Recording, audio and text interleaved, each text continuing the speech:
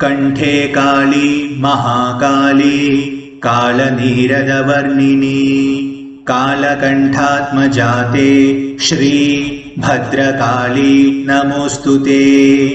दारुकादिमहादुष्टदानवौघनिषूदने दीनरक्षणदक्षे श्री भद्रकाली नमोस्तुते। चराचर जगन्नाथे चंद्रसूर्याग्निलोचने चामुंडे चंडमुंडे श्री भद्रकाली नमोस्तुते। महैश्वर्यप्रदे देवी महात्रिपुरसुंदरी महावीर्ये महेशी श्री भद्रकाली नमोस्तुते। सर्वव्याधिप्रशमनी सर्वमृत्युनिवारिणी सर्वमंत्रस्वरूपे श्री भद्रकाली नमोस्तुते।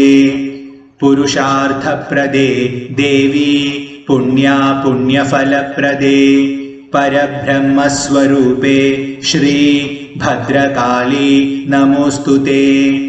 भद्रमूर्ते भगाराध्ये भक्तसौभाग्यदायिके भवसंकटनाशे श्री भद्रकाली नमोस्तुते।